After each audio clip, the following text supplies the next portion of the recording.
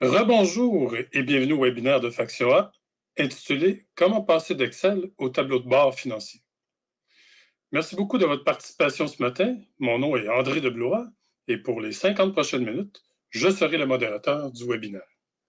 Tout d'abord, je tiens à vous informer que ce webinaire est enregistré et qu'il sera accessible à partir de demain si vous désirez le partager. Vous aurez également accès à la copie de la présentation dès que le webinaire sera terminé. Nous vous enverrons un courriel avec les liens pour l'accès à l'enregistrement et à la présentation. J'aimerais vous rappeler que ce webinaire se veut interactif et qu'il est possible de poser des questions tout simplement par clavardage. Grâce aux objectifs de ce webinaire, aujourd'hui, vous apprendrez comment éliminer les tableaux croisés dynamiques Excel, comment obtenir vos rapports financiers en temps réel de manière sécurisée, comment diffuser l'information financière personnalisée et ce rapidement. Et vous allez voir comment produire des tableaux de bord financiers interactifs en voyant un exemple concret avec les outils de Microsoft, dont Power BI. Les présentateurs du webinaire d'aujourd'hui sont Régent Godin. Bonjour Régent. Oui, bonjour André. Régent est associé et cofondateur de Factio. Régent compte plus de 25 années d'expérience pertinente spécialisée en finance. Régent est très connaissant des défis et des enjeux de ce domaine. Notre deuxième présentateur est Derek Sanson. Bonjour Derek. Bonjour. Derek est conseiller en solutions analytiques et praticien d'expérience relativement aux solutions analytiques spécifiques aux finances. Derek est détenteur d'une maîtrise en intelligence d'affaires. Sans plus tarder, jetons un petit coup d'œil à l'agenda. Donc, après l'introduction, Régent abordera la situation actuelle des organisations où l'on retrouve des rapports financiers produits par de multiples chiffriers Excel. Régent présentera par la suite comment transformer vos chiffriers en tableau de bord financier interactif. Derek poursuivra avec, notre deuxième présentateur poursuivra avec une démonstration concrète d'utilisation des outils Microsoft, dont Power BI, afin de produire des tableaux de bord financiers. Régent poursuivra avec une conclusion. Je reviendrai avec la période des questions et un court sondage express. Sur ce, je vais céder le plancher à Régent afin qu'il nous mette au parfum avec les processus de production de rapports financiers dans les organisations. Alors, Régent, je vais te passer le contrôle dans un instant. Donc, Change Presenter. Ça ne sera pas long, ça s'en vient.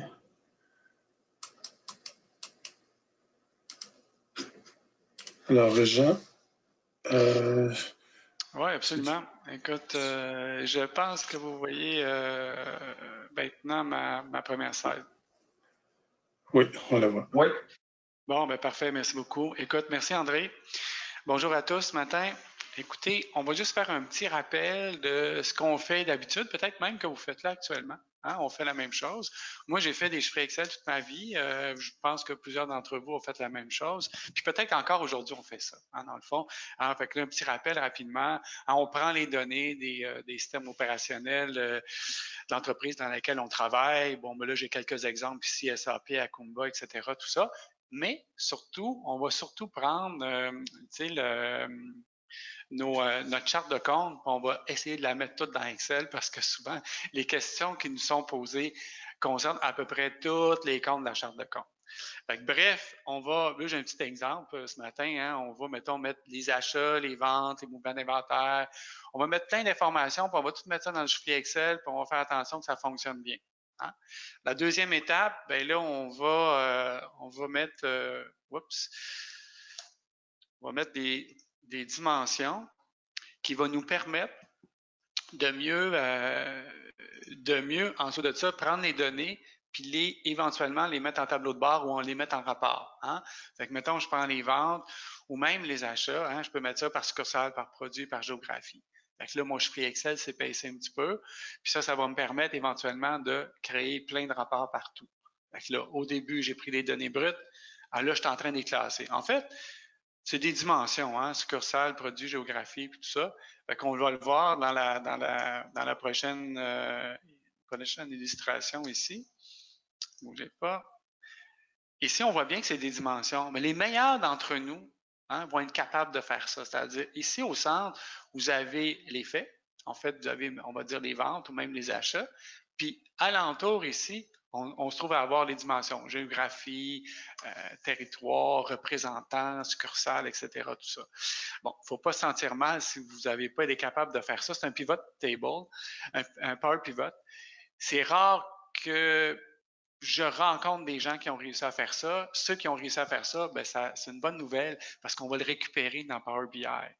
Fait que ça va aller plus vite un petit peu dans Power BI. Puis si vous ne l'avez pas, ben, vous allez finir par comprendre comment le faire parce que c'est un passage obligé un peu dans Power BI, mais c'est pas très compliqué. Fait qu'un coup qu'on a tout fait ça, puis qu'on a mis les trucs, puis nos données, puis on a fait même pour les meilleurs d'entre nous, je me répète un peu, qui ont fait le Power Pivot, ben là, on va créer les rapports. On fait des rapports pour tout le monde. Il y en a, ça va être des représentations graphiques. Il y en a d'autres, ça va être des tableaux, des colonnes normales, tableaux ordinaires. Fait qu'on va faire plein de choses comme ça, selon toutes les demandes qu'on a eues avec le temps, puis surtout aussi selon les KPI que l'entreprise veut mesurer ce mois-ci ou cette année, etc. Fait que là, on part et on bâtit tout ça pour différentes personnes dans la communauté d'usagers. C'est-à-dire, ben, il y a des directeurs, il y a des vice-présidents, il y a des représentants, il peut y avoir des gens aux achats, il y a toutes sortes de niveaux avec toutes sortes de rapports différents, pertinents pour chacun des niveaux puis de leurs responsabilités. Hein, dans le fond, on fait ça. Ensuite de ça, qu'est-ce qu'on fait? Ben, l'étape suivante, ben, c'est pas compliqué. On dit, OK, on va les redistribuer aux gens. Fait que là, on leur envoie ça. Ben, en tout cas, moi, j'ai beaucoup aimé la forme PDF parce qu'ils ne peuvent plus bouger de rapport par la suite. Parce que ce qui se passe, c'est que si on envoie un chiffre Excel, en tout cas, moi, ça m'est arrivé quelques reprises, là, les gens ajoutent des choses dedans sans le dire, en fait. Même si on a gelé, là, il y en a qui disent, ah, ben, on peut geler le chiffre Excel. Oui, ce qu'ils font, c'est qu'ils prennent ça puis ils le transportent ailleurs. Puis ils réussissent à jouer dedans pareil un peu. Bref, mon point, c'est ils modifient le chiffre Excel, puis ensuite de ça, il rappelle, il dit, ah, ton chiffrier ne fonctionne pas, 2, 3 jours plus tard. Bon, mais t'as-tu ajouté quelque chose? Ouais, mais j'ai juste ajouté tel truc. Puis là, ouais, ben, OK, ça ne fonctionne pas. Puis en plus, quand ils comparent, puis ils appellent le collègue, ben, ils n'ont pas les mêmes chiffres. Fait que souvent, tu sais, le PDF, c'est plus sécurisant, puis tout ça, puis c'est plus le fun. Mais le problème avec le PDF, par contre, c'est qu'on peut pas, on a une donnée, on peut pas creuser dedans. Si par exemple, j'ai des ventes en Ontario ou les ventes au Québec, ben, ou même au niveau des finances, par exemple, je me trouve à avoir mes dépenses de déplacement au Québec. Ben, j'ai vu pour Montréal-Québec, ben, dans un chiffrier, pas dans un chiffrier Excel, excusez-moi, mais dans un PDF, je l'ai pas. À moins que j'ai créé un rapport spécifique pour ça, puis c'est la deuxième page du PDF qui me donne, par exemple, les dépenses par territoire, ou par exemple, mes comptes à recevoir par client. Mais je les ai, par exemple, par région, par succursale. Fait que là, je vais pouvoir les avoir comme ça. Dans un format PDF, il faut que j'ajoute des pages. Dans un chiffrier Excel, ben, ils peuvent avoir des onglets où je peux faire un petit graphique. Fait que, au niveau de c'est un petit peu compliqué, puis en même temps, si on veut que tout le monde ait la même donnée, c'est mieux que personne joue avec les données comme telles. On va voir que Power BI, tantôt, ça va nous permettre de faire ça. Fait que, un coup que j'ai distribué toutes mes données à tout le monde, bon, ben là, le téléphone se met à sonner, comme à l'habitude. Les gens consultent le rapport, puis ont des questions supplémentaires. Là, je reviens avec mon exemple de compte à recevoir. Ben, mes comptes à recevoir à Montréal, oui, mais c'est quel client qui ne m'a pas payé? Là, il veut savoir le client, le détail, qu'est-ce qu'il a acheté, etc. Moi, au final, souvent, je suis capable de lui donner ça. Hein, des fois, ma charte de compte me permet de faire ça. Ça ne me permet pas de faire ça. Ben, je sais que je peux aller piger peut-être dans un autre système opérationnel, par exemple les commandes, qui vont me permettre d'avoir cette information-là. Ça va être long, peut-être, de produire l'information, mais je vais être capable de le faire un petit peu. Fait que, on va voir tantôt avec Power BI, ça va me permettre de pouvoir creuser dedans, ça va être plus facile. Hein? Bon. Fait que, la première chose qu'on fait quand on a un environnement, une architecture ou un environnement plus moderne, avec toutes les couches, parce qu'il y a Power BI, mais en dessous, il y a aussi Azure Data Factory. Fait que dans le fond, ce que ça fait, Azure Data Factory, c'est que ça prend les données des mêmes systèmes sources, mais après, on va les harmoniser. Si par exemple, mes taxes de vente, hein, pour calculer mes comptes à recevoir, par exemple, en Ontario pour Québec, les taxes ne sont pas les mêmes. Bien, je vais vouloir, par exemple, avoir tout. Quand je compare, par exemple, des comptes à recevoir, je vais avoir les mêmes montants pour que ça soit comparable. Surtout au niveau, si je prends en pourcentage des ventes que j'ai fait. Je vais enlever les taxes. Bon, ben, enlever les tags, ça veut dire que je fais un petit peu de transformation des données. Fait que je vais faire ça. Je vais harmoniser les données avec Azure Data Factory. Après ça, je vais les mettre dans un entrepôt de données. En fait, c'est une base de données SQL Server. Bon, maintenant, dans le cloud, on appelle ça SQL DB. Fait que je mets tout ça dans le cloud, dans une base de données. Puis là, toutes mes données sont toutes harmonisées, puis tout ça. Fait que tout va bien. Fait que là, la prochaine étape, bien là, par-dessus ça, là, vous avez reconnu quand même le pivot table qu'on va réutiliser. Parce que là, maintenant, j'ai ma base de données, puis par-dessus, ben, je vais mettre un cube, communément appelé un cube. Puis là, ça, les données vont toutes se charger dans le cube à travers les dimensions, etc. Fait qu'il va y avoir même des règles d'affaires que je vais mettre dans mon cube qui vont me permettre après ça de produire mon tableau de bord. Ça, c'est la deuxième technologie. En fait, hein, on harmonise les données. En plus, par-dessus ça, on fait un cube. Ça s'appelle Azure Analytics Services. Que ça, avec ça, je mets le cube là-dedans avec toutes mes règles d'affaires pour terminer avec mon tableau de bord à la fin. Puis mon tableau de bord à la fin, bien, à cause que j'ai fait des dimensions ici, bien, je vais pouvoir creuser dedans. Je vais pouvoir, par exemple, poser des questions comme mes comptes à recevoir, mais je vais pouvoir faire, là, avec mon tableau de bord interactif Power BI, là, on est vraiment dans Power BI, là, je vais pouvoir arriver et dire, ben, demoiselle, par ville, par client, par produit. Hein? Peut-être qu'un produit, les comptes à recevoir, les gens payent moins quand c'est ce produit-là, tout simplement parce que le service n'est pas bon ou peu importe, il y a une raison quelconque. Bien, je vais pouvoir le faire. Je vais pouvoir aussi le faire par représentant ou je vais pouvoir le faire aussi par responsable de territoire. Je vais pouvoir tout faire ça. Quand je vais envoyer mon rapport, ben là, l'avantage que ça va avoir, c'est que les gens vont, pas que j'aime pas parler aux gens, mais les gens vont m'appeler moins pour dire, ouais, mais j'aimerais faire mes comptes à recevoir à Montréal par client ou par produit, puis par marge aussi. Peut-être que les produits qui ont le plus de marge, ben j'aimerais ça qu'ils me payent plus vite, peut-être. Fait que toute cette information-là, ils vont avoir accès directement avec des filtres, etc. Pourquoi les filtres? Parce qu'on a fait un beau modèle en arrière avec plein de dimensions qui va nous permettre de pouvoir creuser là-dedans. Donc, si on vient à mon modèle d'avant, si je prends juste des chiffres Excel puis j'envoie des PDF, bien, des PDF où j'envoie plusieurs pages si je veux creuser beaucoup. C'est des rapports, toutes des colonnes, etc., tout ça. Donc, avec ça, ben, j'ai pas besoin. Les gens vont au moins être capables de driller complètement à l'intérieur de leurs choses. Puis, chose importante, c'est que maintenant, on ne distribue plus de rapports. Les gens vont avoir accès à leur environnement Power BI. Puis ça, ils ne peuvent pas rien bouger. C'est sûr que tout le monde a le même chiffre, puis ils ne peuvent rien changer. Ils ne peuvent rien changer dans le tableau de bord. Par contre, ils peuvent extraire les données, puis les mettre encore dans Excel s'ils veulent faire des manipulations. Ils vont pouvoir encore faire ça. Mais la base de comparaison puis de discussion avec les gens, ça va être le tableau de bord comme tel. Ça, c'est génial, en tout cas, pour ça. Puis la description des rapports, dans le fond, quand on va dans l'environnement, tu sais, le matin, quand on se log pour avoir accès à nos systèmes personnels corporatifs, ben, il y a un Active Directory, on met un mot de passe. Ben, aussitôt qu'on a passé cette étape-là, ben, on se retrouve à avoir accès rapidement à notre Power BI si on veut. Hein, on va avoir Office 365, mais on va avoir d'autres affaires, dont Power BI. Fait que ça, c'est facile pour ça. Puis ici, ben, hein, la distribution de rabats, j'en ai parlé un petit peu avant, bien évidemment, c'est sécurisant, etc., tout ça. Puis en plus, là, un directeur, un vice-président, etc., tout ça, où les gens, par exemple, au compte à recevoir, ils vont avoir accès à leurs données qu'on leur a déterminées, pas plus, pas moins. Fait que ça, c'est facile de créer des rôles, puis les gens se trouvent à avoir exactement le rapport qu'ils ont besoin. Fait que là, un coup que j'ai tout déterminé mes rôles, ben, quand les gens ont accès, ben, ils ont accès à juste les données. Fait qu'ils ne peuvent pas parler des autres. Fait que ça, c'est extraordinaire pour ça. Puis, il n'y a plus de distribution de rapports, ça se fait tout automatique. Fait que ça, puis là, il y avait d'autres choses aussi. Tu sais, la validation automatique des données, ben, ça va se faire automatiquement. On peut mettre des petits fils dedans qui fait qu'on peut s'assurer que la donnée est bonne. Fait que, bref, au niveau de la distribution des rapports, ce qu'il faut retenir, en fait, c'est qu'il n'y en a plus. Les gens ont accès directement. On peut déterminer des rôles pour chacun des individus avec des sets de données qui leur sont destinés à eux. Puis au niveau de la sécurité, ben là, je reviens que les codes d'utilisateurs, c'est quand on rentre le matin puis qu'on stocke dans notre système corporatif, ben écoute, c'est ça le système de sécurité, c'est aussi sécuritaire que ça. Puis les données sont toutes sécurisées, il n'y a pas personne qui peut avoir accès à ça. Que même chose aussi, hein, une chose importante, les changements de mesures, règles d'affaires, présentation de données, là, n'y a pas de permission qui est donnée à personne, sauf si on en a décidé autrement. Il y a des gens qui ne vont pas modifier ça, mais ils vont avoir, eux autres, un environnement qui est différent des autres. Tu sais, on va peut-être des power users, des analystes seniors qui, eux autres, on va dire, OK, toi, je vais te donner accès, puis tu vas avoir droit à faire des petites manipulations dedans. Mais ça, encore là, on va le déterminer d'avance. Fait que c'est pas tout le monde qui va l'avoir.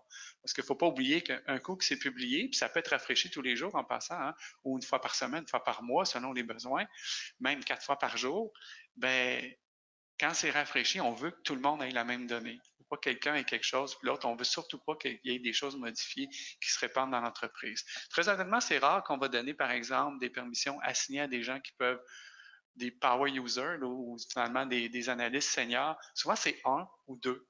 Puis c'est eux autres qui vont produire l'ensemble des rapports, puis qui vont vérifier que tout est bien en ordre, puis que les données sont bonnes, et surtout, à la fin, qui vont décider, parce qu'on va changer le tableau de bord selon les KPI qu'on a avec le temps. Ça change. Ah, ce mois-ci, écoute, on veut juste suivre les comptes à recevoir qui sont plus 90 jours. Les autres, c'est moins intéressant. Bon, on va changer le tableau de bord en conséquence. Ça va prendre un power user, communément appelé un analyste senior, qui lui va avoir accès, puis il va changer les KPI, il va modifier un peu l'environnement qu'on voit dans Power BI pour pouvoir maintenant présenter une information qui est selon les objectifs de l'entreprise. C'est ça aussi pour la sécurité. Donc, un utilisateur aussi, ce qu'il va pouvoir faire, il va pouvoir se mettre des alertes. Hein? Moi, je suis un utilisateur, j'ai reçu mon tableau de bord, il y a beaucoup d'informations là-dedans, etc., tout ça. Ce que je vais vouloir savoir, par exemple, je pourrais, par exemple, je reviens encore à l'exemple des comptes à recevoir, ben, je dis tout ce qui dépasse 30 jours ou 45 jours, donne-moi les alertes, donne-moi la liste des clients. Fait que je peux me faire ce genre d'alerte-là qui va me dire, OK, là, il faut aller voir ton tableau de bord parce qu'il y a des choses qui te sont passées que tu trouves pertinentes. Puis, ces alertes-là, puis tous ces systèmes-là, c'est géré par l'utilisateur. Donc, il n'y a pas besoin d'aller à l'informatique, il n'y a pas besoin de demander à personne. Il va s'abonner, désabonner, il va décider quand. Il peut se faire aussi interpeller par courriel. Il peut tout décider lui-même, c'est très facile. On configure ça, puis il peut déconfigurer aussi ce qu'il a fait. Ça, c'est extraordinaire pour ça. Les gens, c'est très apprécié les alertes en passant, parce que regarder un paquet de rapports ou même regarder des tableaux de bord où est-ce que tu peux creuser très, très, très profondément, ben, tu ne veux pas passer beaucoup de temps à lire tout ça. Fait que des alertes, ça nous permet de pouvoir directement pointer à ce qui nous intéresse vraiment. Mais des alertes n'enlèvent pas l'accès au tableau de bord complet. Là. On a le tableau de bord complet pareil, qui est normal, mais à un moment donné, il y a des alertes qui vont sortir, qui vont peut-être nous intéresser. Ben, en terminant, ce que je viens de vous expliquer dans le fond, c'est que si vous avez toutes les tranches de technologie Microsoft, après on automatise en d'autres mots tout à partir de la source jusqu'à Power BI, ben on va avoir installé Azure Data Factory. Hein, dans le fond, c'est l'entrepôt de données, les bases de données. Ensuite de ça, on va avoir mis Azure Analysis Services, qui est le modèle, hein, Power Pivot, là, avec les dimensions, etc. On va avoir ça. Puis en avant de ça, on va avoir mis Power BI. Mais aujourd'hui, on va juste mettre Power BI avec un chiffrier Excel, parce que ça fonctionne aussi. On va mettre Power BI, puis on va s'alimenter de chiffrier Excel. Bon, en d'autres mots, ce qu'on va faire, c'est qu'on va prendre les données des sources normales. Là, vous avez mis ça dans le chiffrier Excel. Vous avez probablement mis des dimensions, ces choses-là. On va mettre Power BI par-dessus ça.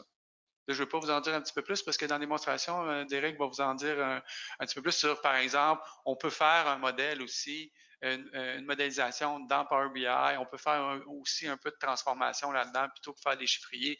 Mais là, la ligne, ça dépend du volume que vous avez, qu'est-ce que vous voulez faire, etc. Tout ça. Mais ce qu'il faut retenir, c'est qu'on va s'alimenter d'un chiffrier Excel. Aujourd'hui, c'est ce qu'on va vous montrer. Puis nous, ce qu'on fait dans la vie, parce qu'il y a une petite pause publicitaire, nos services, hein, nous, ce qu'on fait dans la vie, c'est qu'on peut vous accompagner dans votre projet, on peut faire tout votre projet aussi, jusqu'à la mise en production, puis on peut même aussi, en production, le gérer pour vous si vous n'avez pas l'expertise nécessaire pour faire la gestion de ça. En d'autres mots, c'est tout simplement des services. Nous, on fait plein de projets. Moi, chez vous, on le fait. On n'est pas attaché à des technologies comme telles. On ne vend pas Microsoft, puis on ne vend pas de solution non plus. C'est une solution finance qui arriverait, bon, OK, moi j'ai un module, mettons, compte à recevoir, puis c'est tout fait, puis je vous le vends. On n'a pas ça non plus. On a beaucoup d'expérience, par exemple. Hein? On a fait des comptes à recevoir, on a fait des comptes payables, on a fait aussi beaucoup d'états financiers, dynamique avec Power BI. C'est-à-dire, par exemple, on a un état des résultats, puis les gens peuvent aller, par exemple, dans les dépenses, mettons, de bureau, puis ils cliquent dessus, puis là, à ce moment-là, on voit finalement, ce qu'on voit, c'est qu'on voit la charte de compte exploser. Puis là, jusqu'au détail. Fait que ça, on en a fait beaucoup aussi, d'état des résultats avec Power BI. Aussi des comptes à recevoir, je me répète, comptes à payer, plein de choses qu'on a faites aussi, comptes de dépenses, plein de trucs. Fait qu'on a de l'expérience. Fait qu'on arrive chez vous, évidemment, en plus d'avoir les meilleures pratiques avec Microsoft, parce qu'on est tous certifiés Microsoft pour la plupart, en plus, on a de l'expérience en faisant, on a fait des tableaux de bord financiers en plus. Fait que ça, c'est intéressant, en tout cas. Si jamais vous avez besoin, ça va nous faire plaisir de répondre à vos questions et vous aider dans vos projets.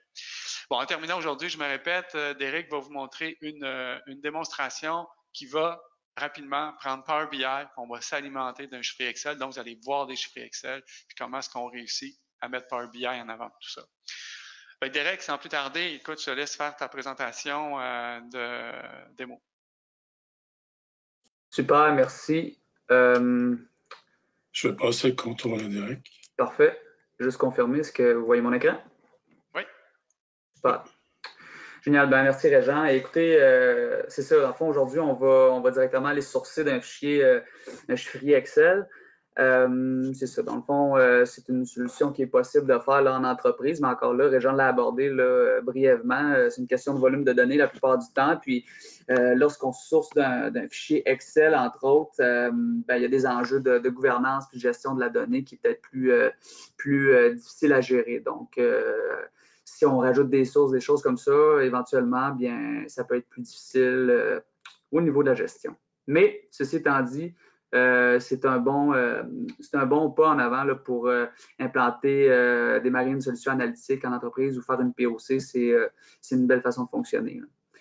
D'abord, je vais vous présenter les données qu'on va utiliser. Étant donné qu'on est dans la thématique de la gestion des données financières, on a des transactions ici qui sont portées à des comptes. On pourrait extrapoler puis dire que bon, c'est des données qu'on a extraites d'un système de gestion, puis on a rajouté par exemple des calculs dans Excel, des choses comme ça. Donc ici, ce qu'on voit rapidement, on a des identifiants de comptes avec une couche d'intelligence qui est rajoutée.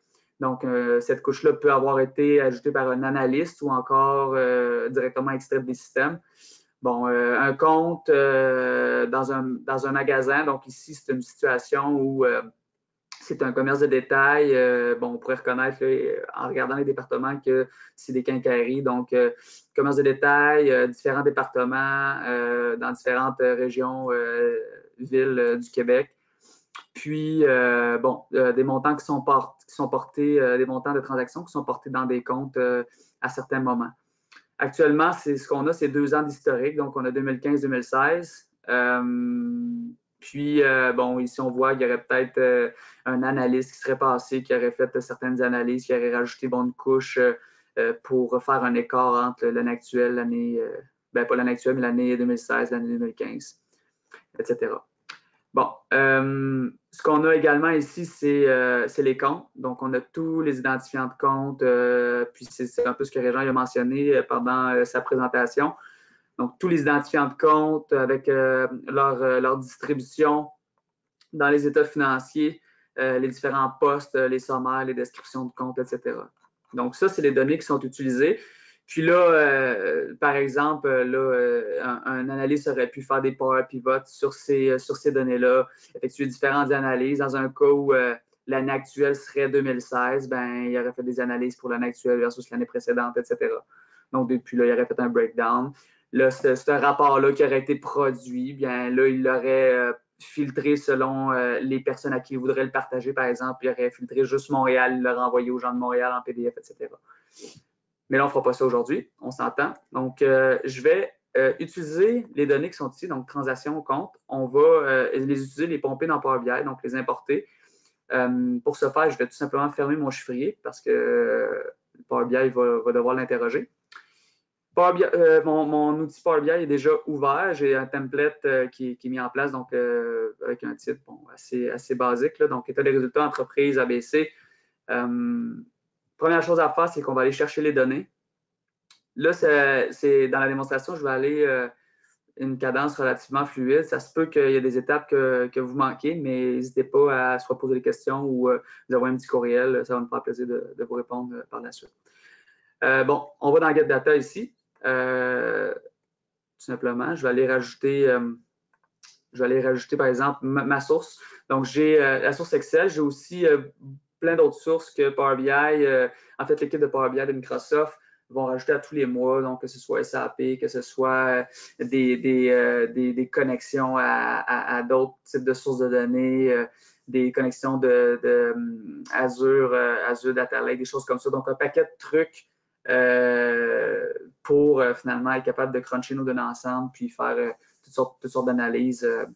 Donc, ça, c'est possible. Nous, en réalité, on va aller chercher Excel. Donc, là, j'ai mon répertoire qui est ici. C'est mes extracts de GL. J'ouvre ça ici. Puis là, il y a une fenêtre contextuelle qui va s'ouvrir. Cette fenêtre-là, elle me spécifie la source, dans le fond, dans laquelle je vais chercher la donnée. Donc, j'ai des tables que je veux importer dans mon modèle. Donc, j'ai en premier lieu, mes transactions. Puis, je regarde, OK, les transactions, c'est ça ici, parfait. Puis, ma table de compte. Une fois que j'ai sélectionné, je pourrais les charger directement ou aller dans Transform Data qui va me permettre d'appliquer des transformations. Donc, dans un cas où je veux, par exemple, modifier certaines choses dans mes fichiers Excel ou où j'ai besoin, par exemple, de fusionner plusieurs fichiers Excel ensemble, effectuer des transformations. Donc, c'est dans cet onglet-là, Power Query, que je vais le faire. Par exemple, ici, ma table de transaction, je peux retirer, par exemple, ces champs-là. Donc, je vais tout simplement aller ici, sélectionner mes champs avec CTRL, puis Remove Column. Donc, vous allez voir Remove Column. Puis là, j'ai une étape qui s'ajoute ici, à droite, Remove Column. Le langage utilisé, c'est le langage M en background, mais dans le fond, pour les personnes novices ou même les utilisateurs intermédiaires, la majorité des transformations qu'on fait dans cette fenêtre-là, c'est avec l'interface utilisateur. Donc, on va aller faire du M, je dirais 20% du temps, 80% des transformations se passent ici. Bon, là, je regarde mes types de données. Je vois, mes ID de compte, c'est du texte parfait. Ça, c'est parfait aussi. OK, ça, c'est des dates. Mes montants, c'est des chiffres. J'aimerais ça que ce soit, par exemple, des dollars. Donc, je change le type de données. Et là, j'applique mes transformations de cette façon-là. Je regarde ma table de compte. Est-ce que tout est beau aussi? Bon, une fois que mes données sont belles, que je suis content avec le type de données, les transformations qui ont été effectuées, je vais tout simplement appliquer les transformations puis fermer cette fenêtre-là. En faisant ça, Power BI va importer les données. Là, c'est un chiffrier Excel, donc on importe les données directement dans l'outil Power BI. Faire une histoire courte, il y a différents modes de connexion Power BI. Il y a Direct Query, il y a le mode Import, puis il y a le mode Live Connection. Direct Query, c'est que dans un cas où on se connecte à une base de données, on va aller directement faire des requêtes en live sur la BD. Live Connection, c'est un cas où on va se connecter à un jeu de données Power BI ou un Cube Analysis Services. Puis on va utiliser aussi les mesures qui ont été également créées dans ces modèles-là. En mode Import, c'est qu'on importe directement les données dans le modèle, dans Power BI, puis on va produire le modèle dans Power BI. Donc, c'est pour ça que j'ai accès à ces onglets-là ici à gauche. Donc là, ma table de transaction, ma table de compte ont été importées. Je suis capable d'aller regarder mon modèle ici. Donc là, je vois qu'il y a des relations naturelles qui ont été identifiées par l'outil. Donc, je regarde ma relation. Power BI a remarqué, l'identifiant de compte pour la table de compte est égal à l'identifiant de compte pour la table de transaction. Donc, je juge que cette relation-là est valide. Évidemment, la flèche pointe dans le sens de l'influence de la relation. Donc, ma table de compte va filtrer ma table de transaction. C'est une relation de 1 à plusieurs. Donc, ici, j'ai une seule occurrence de ma table de chaque ID de compte, tandis qu'ici, il revient plusieurs fois parce que, dans le fond, ce qui drive la table, c'est les transactions. Ceci étant dit, on commence à avoir un semblant de modèle en étoile, là, parce qu'il faudrait ajouter d'autres dimensions, mais notre table de transaction devient la table de fait, table de compte, égale à notre table de dimension. Bon, dans le Power BI, directement, qu'est-ce qu'on peut faire avec tout ça? On peut aller voir nos données. Bon, ici, par exemple, dans la table de transaction, j'ai des montants. Là, on voit les montants qui s'affichent ici. Naturellement, il va sélectionner ce visuel-là. J'ai juste dragué. Donc, j'ai juste glissé le champ dans la fenêtre. Je peux changer le visuel, mettre par exemple une carte. Power BI a pris l'ensemble des données, il les a summarisées, il a reconnu que c'était un chiffre en format de $, puis il a summarisé les données. Pour, par exemple, avoir ce qu'on appelle une dimension temporelle, je pourrais prendre, par exemple, mes dates et les glisser là. Mais ce qui va se passer si je fais ça, c'est que je n'aurai pas les dates auxquelles il n'y a pas de transaction. On ne veut pas ça, donc il faut se créer une dimension temporelle. On aurait pu apporter une dimension temporelle en Excel ou d'autres sources. Moi, je vais la créer directement avec le langage DAX. J'ai déjà le code de mis ici. Donc, je vais vous montrer comment ça fonctionne. En même temps, je vais pouvoir vous montrer l'onglet Modeling. Donc, ici, dans Modeling, je peux créer une nouvelle table, calculer des mesures, etc. Le langage DAX, c'est le langage qui est utilisé pour le modeling dans Power BI. Donc, on va créer des mesures avec ce langage-là. On va créer des colonnes calculées. Si je ne me trompe pas, je pense que l'acronyme, c'est Data Analysis Expression, si je ne me trompe pas. Puis, donc ça ici, regardez, j'ai collé dans ma mesure, dans ma barre de mesure, ma formule. Ce que je fais, c'est que je crée une dimension de date qui est dépendante de ma table de transaction. Donc, je prends le minimum de mes transactions, de mes dates de transaction, et le maximum de mes dates de transaction, puis je dis, fais-moi un calendrier entre ces deux dates-là avec toutes ces colonnes-là, tout simplement. Une fois que c'est créé, je fais Enter, puis ça va me créer une nouvelle table de dates. Bon, ma table est ici, avec chacun des champs que j'ai voulu rajouter. Dans mon modèle, elle s'affiche également. Donc là, je peux aller la lier à ma table de transaction avec les dates. L'identifiant unique, c'est la date. Donc, je prends la date, je la glisse ici. Et on a le même scénario qu'on avait avec la table de compte, donc l'influence de la table de date sur la table de transaction. En faisant ça, je suis capable de me créer des filtres sur mes dates. Donc, je pourrais créer un filtre d'année. Donc, ici à droite, je vais aller chercher mon filtre, mon visuel de filtre. Je vais le placer. Voyez-vous, c'est relativement facile là, de bouger les cases et de changer les trucs dans le visuel. Donc, je vais aller chercher mon année. Je vais le mettre ici.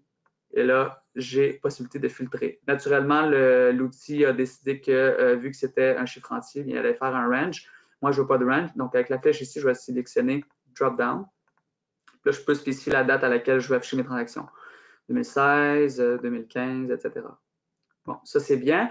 Mais qu'est-ce que je fais si je veux comparer mes deux années? Là, c'est là que ça devient un petit peu plus complexe.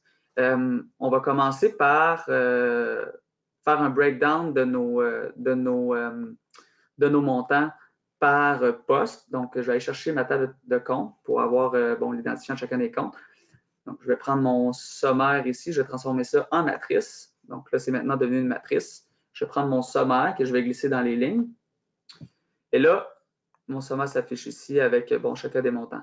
Je vais retirer, juste à des fins de démonstration, je vais retirer les montants juste pour que vous voyez que l'ordonnancement est en ordre alphabétique. Puis là, après ça, il a fait un ordonnancement selon les montants, mais l'ordonnancement est en ordre alphabétique. Il faut que j'aille spécifier dans ma modélisation l'ordonnancement que je veux donner à mon sommaire. Et ça, je vais le faire ici en cliquant sur mon champ sommaire. Puis là, j'ai Sort by Column ici. Puis je vais dire, fais le sort par sort sommaire ici. Donc, je vais voir les colonnes qui m'affichent. Il devrait s'afficher sous peu. Bon, sort sommaire, chiffre d'affaires, etc., jusqu'à haute dépense. Donc là, il l'a affiché correctement. Parce que la colonne qui ordonnance mon sommaire, c'est mon sort sommaire ici. Bon, là, je reglisse mes montants encore une fois. Et là, j'ai l'année 2015 qui est affichée selon mes sommaires de compte dans ma charte de compte. Qu'est-ce que je fais si je veux comparer l'année actuelle avec l'année précédente? Là, c'est là que le concept de mesure va être impliqué. Je vais devoir d'abord me créer une mesure qui va me permettre d'avoir mes montants pour l'année actuelle. L'année actuelle étant, dans ce cas-ci, dans le cas de la démonstration 2016. Là. Mais je prends une mesure tout simplement qui est créée ici, qui est relativement simple. Je fais une nouvelle mesure. Et puis, cette mesure-là, dans le fond, c'est tout simplement la somme des montants. Power BI le fait d'emblée, cette agrégation-là, lorsqu'il reconnaît une colonne avec un chiffre entier ou quelque chose qui se calcule, là, donc une colonne qui peut être summarisée.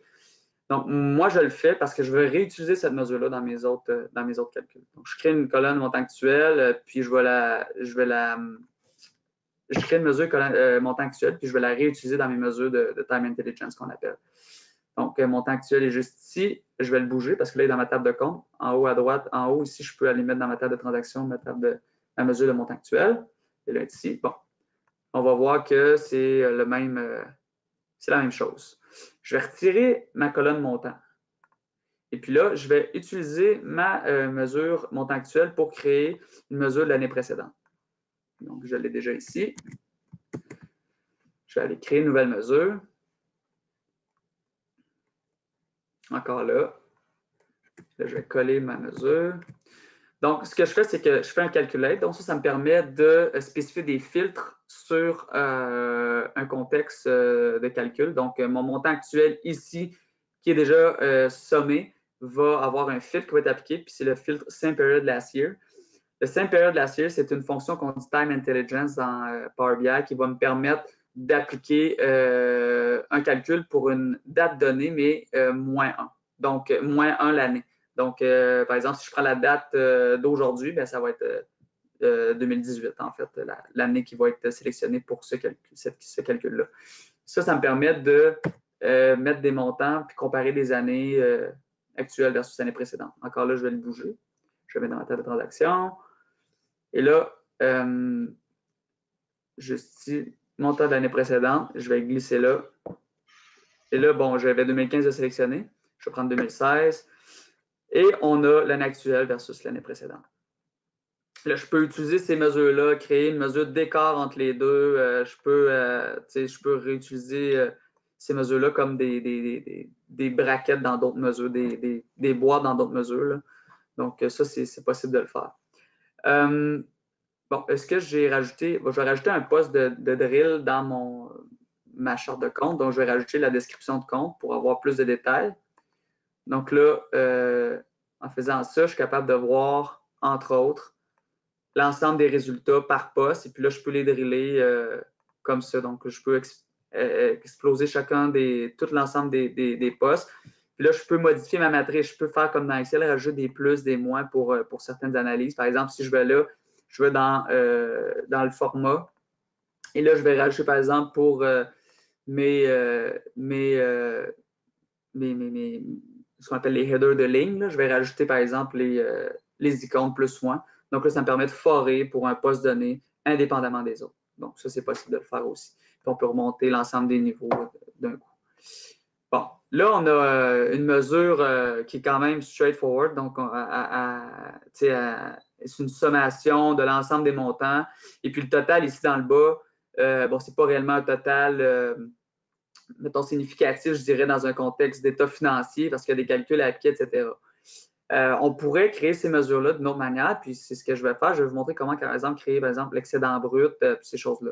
Encore là, on va utiliser les fonctions de calculate dans Power BI. Donc, ici, je vais créer l'excédent brut, puis je vais faire la même chose. Je vais appliquer le Same Period Last Year pour évaluer selon l'année précédente également. Encore là, je me rends dans ma table de transaction, je rajoute une nouvelle mesure. Je commence à comprendre le flow. Donc, en rajoutant une nouvelle mesure ici, je vais vous expliquer qu'est-ce qu'il y en est. Donc, c'est un calculate encore une fois. Donc, cette fonction-là, en fait, cette expression-là me permet de rajouter des filtres. Donc, on utilise ma mesure de montant actuel. On applique le filtre sur la table de compte. Donc, mon sommaire est égal à chiffre d'affaires, moins, même chose, sauf que là, un filtre sur les marchandises vendues.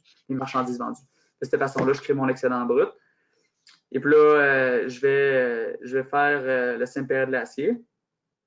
Je vais le créer. Donc, l'excédent brut actuel ici. Je vais rajouter une nouvelle mesure. Cette mesure-là va être excédent brut précédent.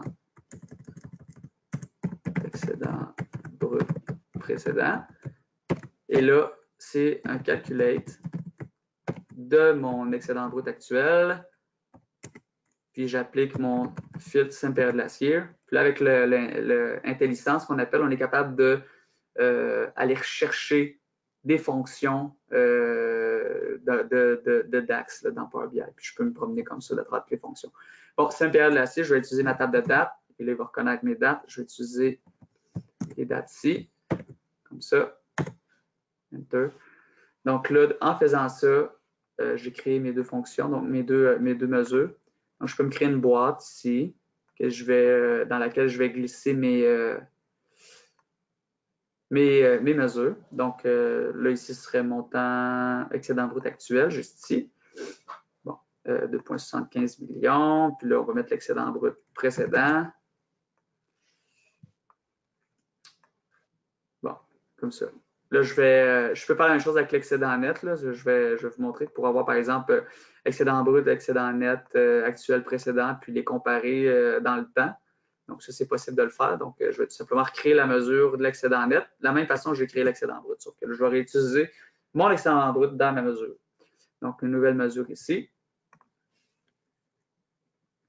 Encore une fois, je vais coller ma formule. Donc, j'utilise l'excédent net actuel. J'utilise l'excédent brut actuel pour créer ma mesure. Puis, je vais bouger ma mesure parce que je l'ai encore mis dans ma table de date. Je vais mettre dans la table de transaction. C'est possible aussi de se créer une table spécifique pour loger nos mesures afin d'éviter qu'elles se retrouvent dans un répertoire qui n'est pas voulu. Là. Donc, on peut les loger juste dans une table spécifique qui est réservée pour les mesures. Bon, le temps que ça s'applique, tout simplement. Donc, là, elle est ici.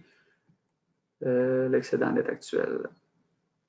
Et là, je vais réutiliser cette mesure-là pour mon excédent net précédent.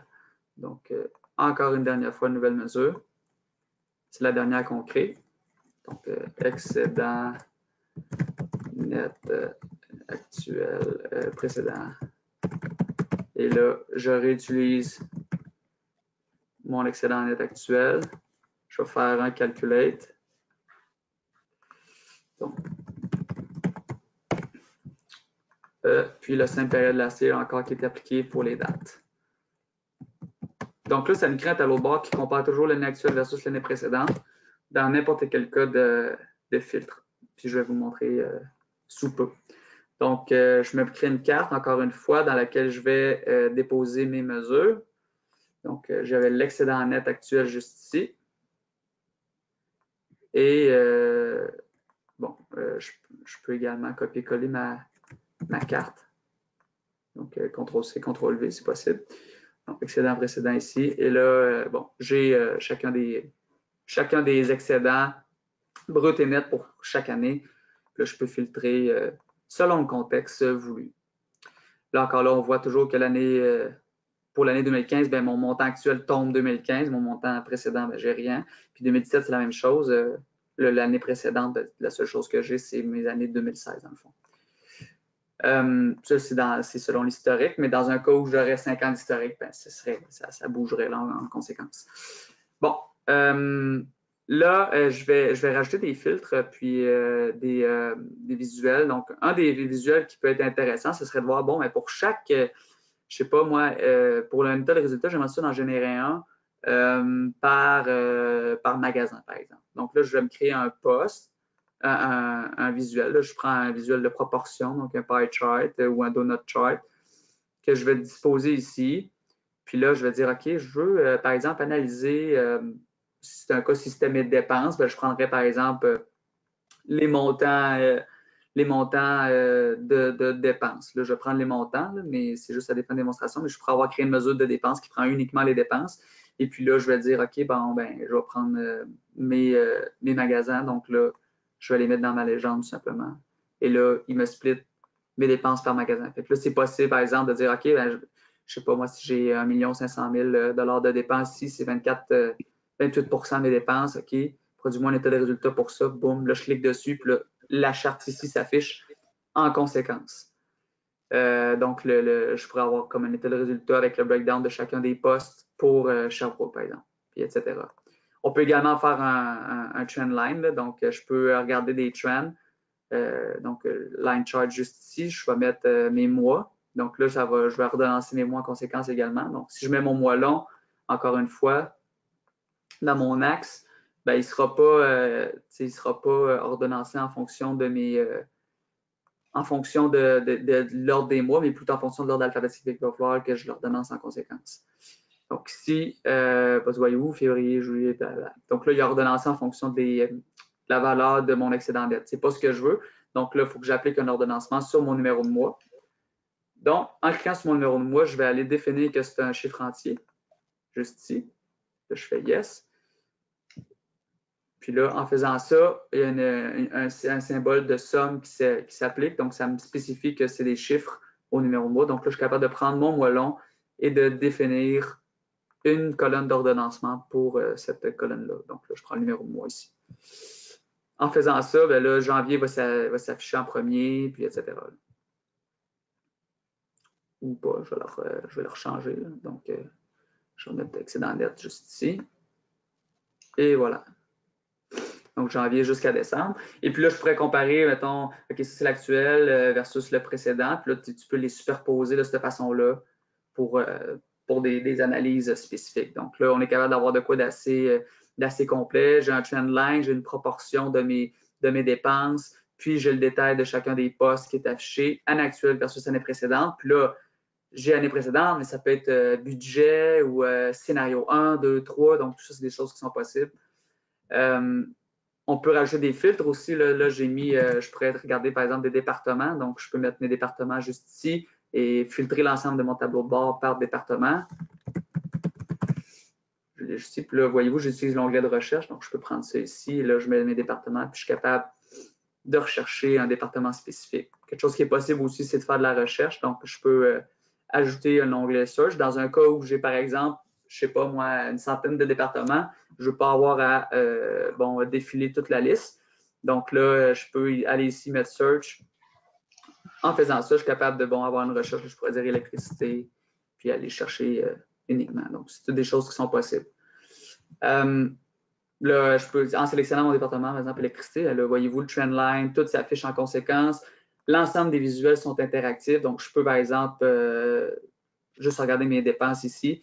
Et là, l'ensemble des trucs se filtre en conséquence.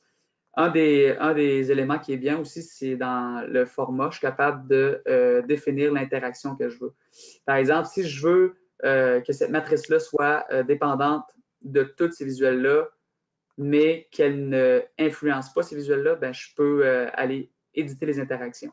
Donc, dans le format éditer interactions, je clique sur la matrice. Puis là, je faisais, ben, regarde, lorsque je clique là-dessus, je ne veux pas que ça influence le visuel qui est ici. Donc là, voyez-vous, je fais juste afficher le. Oh, là, je vais recliquer sur ma matrice. Je vais juste aller tout simplement cliquer sur le petit rond ici. Puis là, peu importe ce que je clique ici, ça n'influencera pas ce visuel-là. Donc, c'est quelque chose qui est possible également. En fait, là, le visuel est très de base. Là, on a pris tout ce qui est de base dans Power BI. Puis on a pris des données relativement simples.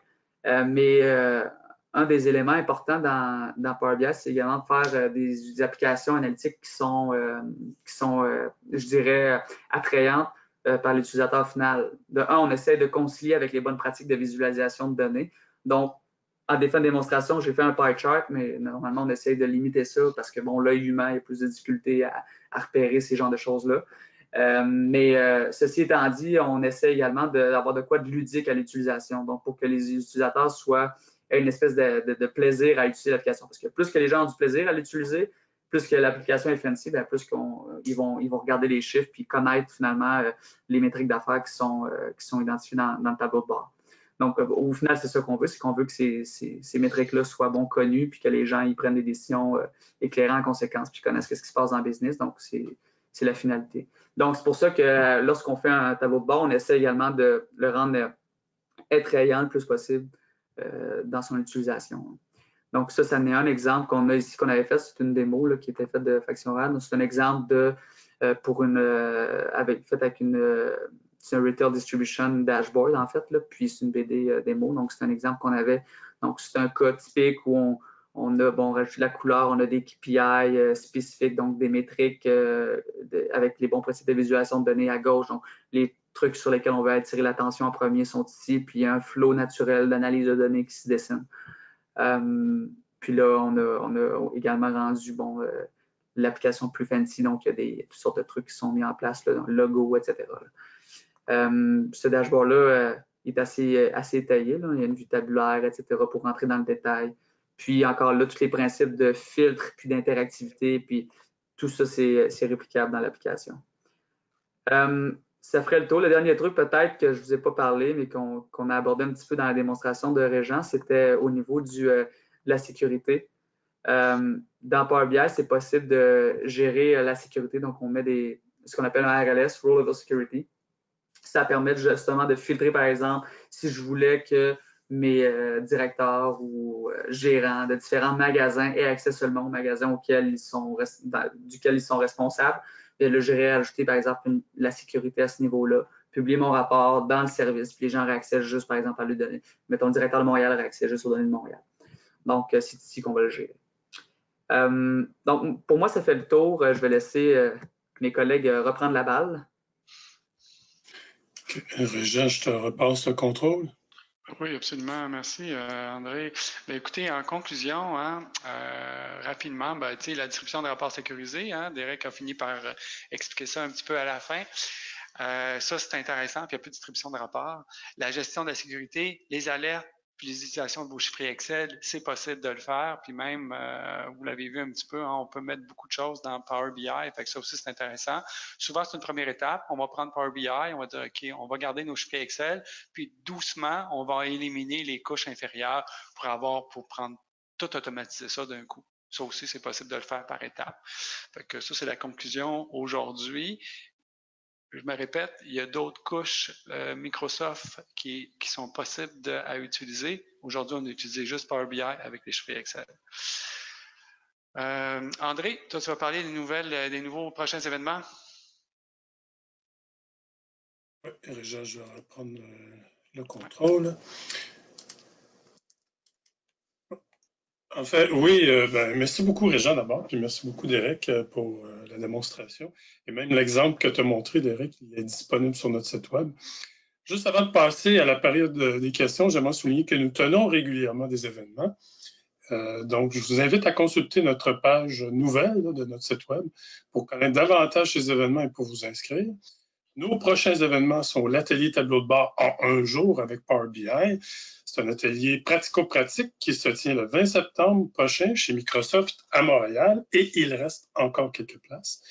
Donc, nous tiendrons aussi 2 autres webinaires, un le 25 septembre et un le 9 octobre.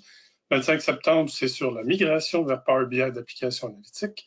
Et le 9 octobre prochain, création de tableau de bord pour les organisations ayant plusieurs sites web.